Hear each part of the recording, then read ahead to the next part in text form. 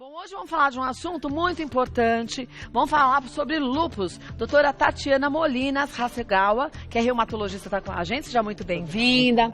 Como vai? Tudo bem? Jóia. É um assunto super importante quando se fala de saúde, mas mais ainda quando se fala de uma doença que muitas vezes o diagnóstico é um pouco mais difícil, né, para muita gente. Isso, o lúpus é um pouco mais difícil, mais grave do que as demais doenças mais comuns, né, como artrose, artrite. E existe muito preconceito em torno do lúpus, então hoje vamos contar de fato o que é mito e o que é verdade em relação a essa doença. A gente tem uma pequena matéria de introdução, vamos ver? Olha lá. Maio é o mês de conscientização do lúpus. A doença é silenciosa e provoca inflamação em articulações, pele, rins, pulmões e até no coração. Mais frequente nas mulheres, a doença faz com que o sistema imune do paciente ataque as próprias células do corpo. Embora o lúpus não tenha cura, existem tratamentos que ajudam a aliviar os sintomas ou a evitar o seu surgimento. E por isso, é recomendado consultar o médico especialista, conforme os órgãos afetados.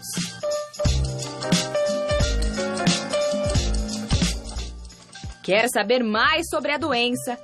Então fique ligado agora no Mulheres e tire todas as suas dúvidas. Olha, eu tô aqui com a doutora Tatiana e a gente comentava enquanto a gente assistia a matéria que, de fato, você dizia que o lúpus pode atingir várias áreas do corpo. A pele é uma região que pode ser atingida pelo lúpus. Visualmente não fica tão bonito, mas para a saúde da pessoa não interfere tanto, né? Isso, Kátia. A pele é o que mais danifica visualmente, com úlceras, lesões abertas, feridas mesmo, que demoram a cicatrizar, principalmente rosto, couro cabeludo, áreas expostas ao sol. Então, né, a gente vive num país tropical, é verão, a gente sempre está com essas áreas expostas, então isso choca muito a paciente que geralmente é de início muito jovem. 13, 14, 15 anos é a faixa que inicia. Mas ela é mais fácil de tratar, vamos dizer assim. Geralmente quem tem pele não tem outros órgãos como rim, cérebro, pulmão atingidos. Né? Lúpus é uma doença autoimune. Autoimune, assim como várias outras da reumato, mas é uma das mais graves, porque abre portas para outras doenças, como hipotiroidismo, uma doença que vai trombosando, que chama síndrome do anticorpo antifosfolípide, que causa trombose nas veias, vai, enfim, lesando, abortos de repetição. Então, com ela vem outras doenças. Por isso que é importante, gente, a gente ter a informação correta. A doutora Tatiana está aqui hoje com a gente, justamente para a gente conseguir desmistificar essa doença. Vamos começar com os nossos mitos e verdades? Olha, lúpus é uma doença contagiosa. Ótimo. Kátia, não é doença contagiosa. Ela é uma doença que é da pessoa, ela é adquirida da pessoa e ela não transmite de um para o outro. Ambiente fechado, vai pegar lúpus porque não tem? Não. Mesmo quando a pessoa tem essa úlcera na pele, úlcera na pele, até na boca, vaginal, não tem problema. Naquela secreção não tem vírus, não tem bactéria nenhuma. Tá. Vamos ver mais uma. O emocional e o estresse podem interferir na doença. Ótimo. O emocional e o estresse podem interferir, mas não causar o lúpus. Quem tem lúpus e fica com o emocional abalado, mais nervoso, ansioso, agrava mais e entra mais em ebulição essa doença e estoura lesões, artrites, enfim, dá uma boa danificada no corpo. Mas o lúpus pode aparecer, quer dizer, a pessoa pode ter lúpus, mas não teve ainda nenhuma doença causada pelo lúpus, nenhuma doença, nenhum comprometimento. E de repente, numa grande felicidade, porque quando a gente pensa no estresse, a gente pensa só na tristeza. Uma grande felicidade, numa grande tristeza, o lúpus pode começar? Sim, já pode. Ela tem uma propensão e aí, de repente, com esse emocional, é o start, né? É start para a doença aparecer. E geralmente aparece grave.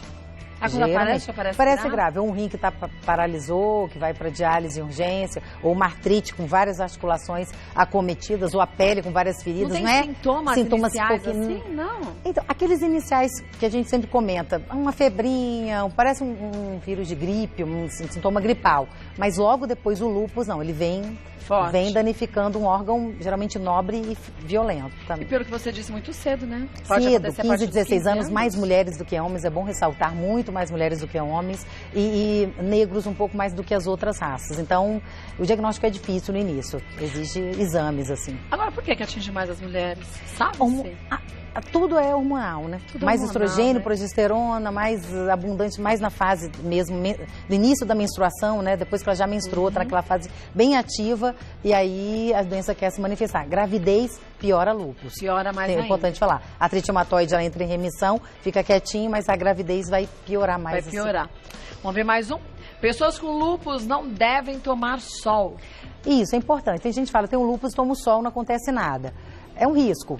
Mas a recomendação é, não tome sol. O sol é um fator que leva uma fotossensibilidade, uma sensibilidade cutânea, agride, e aí não se sabe por que ainda, mexe com as células imunológicas e esse lúpus pode entrar em atividade, inclusive renal. O sol desencadeia até uma atividade, não só pele, que vou pegar sol só para não ter lesão de pele, não. Para também não ativar o lúpus lá no rim interno. Gente, não vale a pena correr esse risco, para quê? Não é grave, pode ser grave. Não é brincadeira. Vamos ver mais um? Quem tem lúpus não deve tomar vacina. Mito. Algumas vacinas podem ser usadas no lúpus, sim. Vamos falar, né, atual aí da gripe que está agora todo mundo usando, tomando. Quem tem lúpus deve tomar, deve se proteger. Algumas, como da febre amarela, que é um vírus mais vivo e tudo, já tem que ter mais cuidado, dependendo do remédio, em quanto tempo a doença está em atividade. Se ela estiver fora de atividade, pode ser usada também. Porque discuta a doença, com o médico. Ela tem um pico? Tem. Geralmente, quando abre o quadro de lúpus, ele inflama, agride tecido, órgãos, articulações, e depois ele entra no período de remissão. Quanto mais velha o velho vai ficando, a idade vai avançando, esse lúpus tende a entrar em remissão, ficar quieto, não atacar mais. Mas se ele já comprometeu um rim, por exemplo? Aí vai ter que... uma imunossupressão. Já tá né? Isso, trocar o rim, que seria o transplante renal. Isso aí é bem comum, viu, Kátia, no início. Mas depois não. Mesmo com rim novo, vamos dizer, transplantou esse paciente jovem, com o rim novo, ele, com o passar do tempo, ele, é o contrário, ele não entra tanto em atividade, já vai esquecendo. Mas você falou de outras complicações, como trombose e outros problemas que pode ter, né? Pode ter, mas isso muito no início, Kátia, igual você falou, entra muita atividade no início, inflama, mas depois ele... Porque uma doença autoimune, a própria imunidade da pessoa começa a atingir as próprias células, não é? Isso, a gente se autoagride, vamos dizer assim. O lúpus, como as outras doenças dentro da reumato autoimunes, tem essa característica. Só que o lúpus para órgãos mais nobres, cérebro, coração e rim, então, e pulmão. Então, por isso a gravidade maior dessa doença, né? Volto, porque a gente tem muitas dúvidas ainda. A gente vai começar a tirar suas dúvidas. Agora, você vê, para muita... Olha, vou mostrar uma foto, até para você em casa entender. Essas são pequenas manchas mesmo? Isso, Kátia. É uma criança, parece, né? Uma jovem, uma criança com lesões. Importante falar que o lúpus pode atingir idades tenras mesmo, crianças, não só na adolescência, não, antes da adolescência, que é triste, mas acontece, e essas pequenas lesões avermelhadas, meio endurecidas, enduradas, em asa de borboleta, que a gente diz, né? Face e nariz é bem comum. Agora, a gente vê que não tem lesões tão severas, né? Isso, fica aquela coisa meio endurada, avermelhada ali, fixa, mas uma alergia, né? Uma alergia, parece. Às vezes abre lesões meio feridas, tá? Você falou. Aí é mais complicado e né? fica marcas. Cicatriz é evidente. Assim. Agora, gente, por isso que é importantíssima a informação correta. Porque imagina, a gente está falando, neste caso, especificamente de uma criança. Como essa criança vai ter que entender a doença para conviver com ela e saber de algumas coisas que ela vai poder fazer normalmente, outras que não. Isso. Não é? Quer dizer, a informação certa é importante para não tolher a vida dessa criança. Também. Pessoa, porque né? também tem muitos casos que é alergia e a mãe já vai cria um pouco de fantasma. Nossa, ela tem lúpus, porque talvez alguém da família tenha, né? Isso, e ficou aquele negócio. A hereditariedade conta? Conta, uns 30%. Mas a maioria das mulheres, os filhos das mulheres com lúpus não tem lúpus. Não? Isso é ótimo. Que ótimo. Ótimo. E nem alterações que o lúpus podem provocar, como alteração de batimento cardíaco no neném. Então acontece, mas é raro, Kátia. Ninguém sabe por quê? Não sabe. Porque é engraçado, né? Porque deveria, né? Ter uma chance alta. A gente imagina, né? Já que é o sistema imune da tão pessoa. Grave, passar os anticorpos à mãe ali, o feto já tem. Mas não acontece. Ótimo. Vamos ver mais um? Uma pergunta aqui da Paula. Lúpus é uma doença que ocorre mais em mulheres? Sim, mais em mulheres do que homens, pela alteração, fato dos hormônios. Tá. Vamos ver mais uma?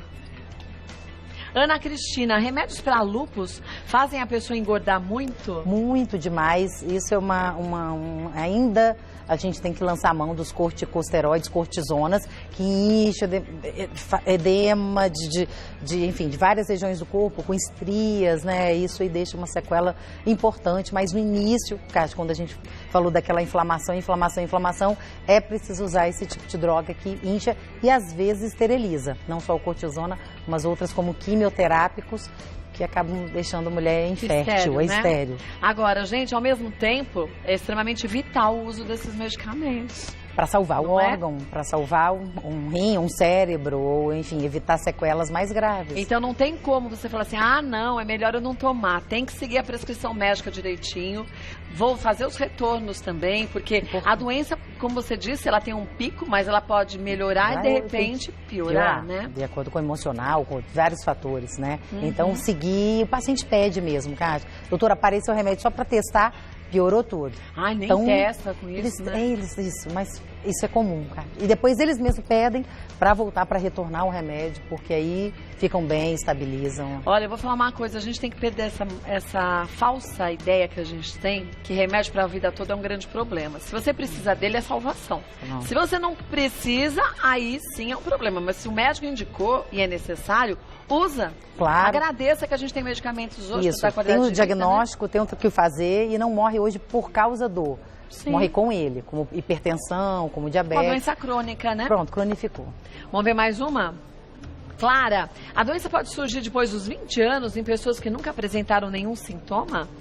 Depois dos 20 anos será de idade, né? Que pode, é comum, né? Começa jovem e assim, mesmo que você falou, se ela tiver uma propensão e passar por um estresse, vai desencadear o lúpus. Mas se ela não tiver nenhuma propensão, o sistema imune dela não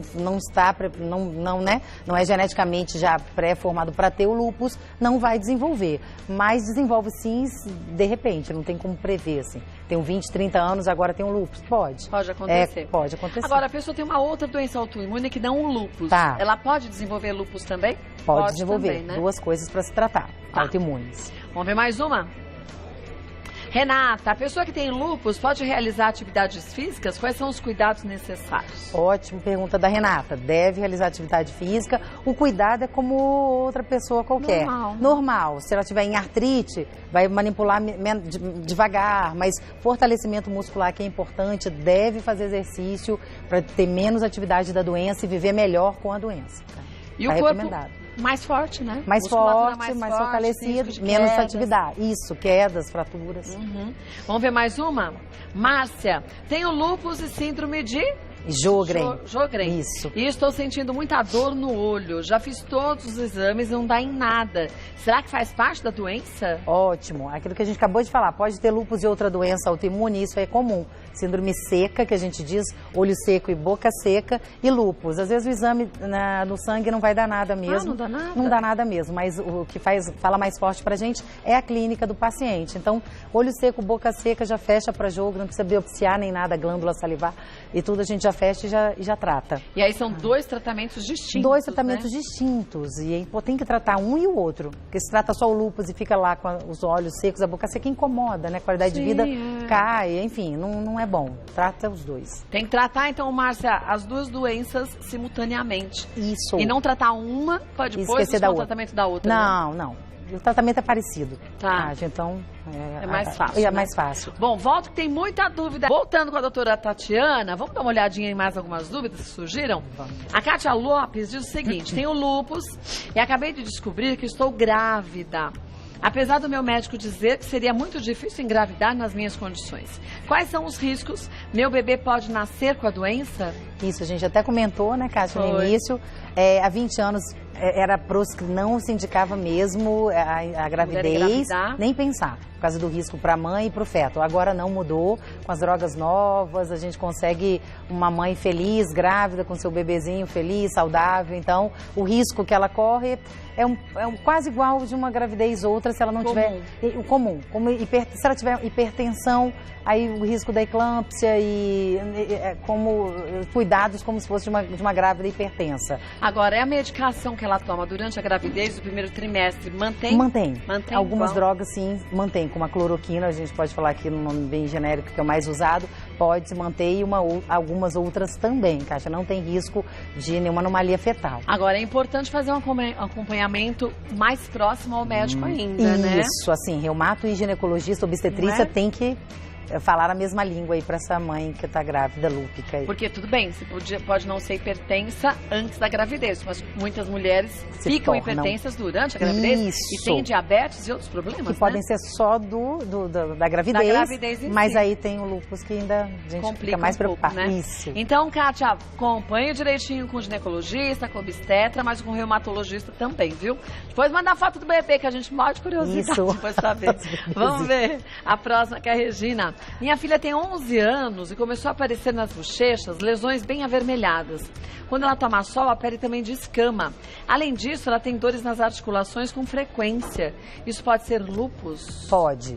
Pode, né? E não pode. Então, é bom, né, levar num médico, num especialista, num reumatologista, vai fazer a bateria de exames para descartar ou não lúpus. Mas, acometimento cutâneo, 11 anos, ali pré-adolescência, querendo já pré-menstruar, com dores nas articulações, simétricas, às vezes várias articulações, pode ser o quadro inicial do lúpus. Agora, tem que levar no médico, porque nosso espaço aqui é de prestação de serviços, é para tirar dúvida, mas não dá para a doutora Tatiana fazer um diagnóstico. Isso. Porque, bem lembrado, como você disse, o que mais conta num diagnóstico de lúpus é justamente isso, é ficar frente a frente com o paciente, é a história desse paciente de vida que vai contar mais do que muitos exames, né? Isso, claro, a clínica dele é fundamental, porque às vezes muito paciente também, chega ao contrário, o exame de lúpus, olha, doutora, eu tenho um exame positivo para lúpus, eu tenho lúpus, aí você vai perguntando todos o quadro clínico, os critérios para a doença que existem, 11 critérios, você tem que preencher lá tantos e tal, e não tem nada. Então, uma pessoa ficou com aquele trauma, às vezes anos para chegar até você com aquele exame positivo guardado,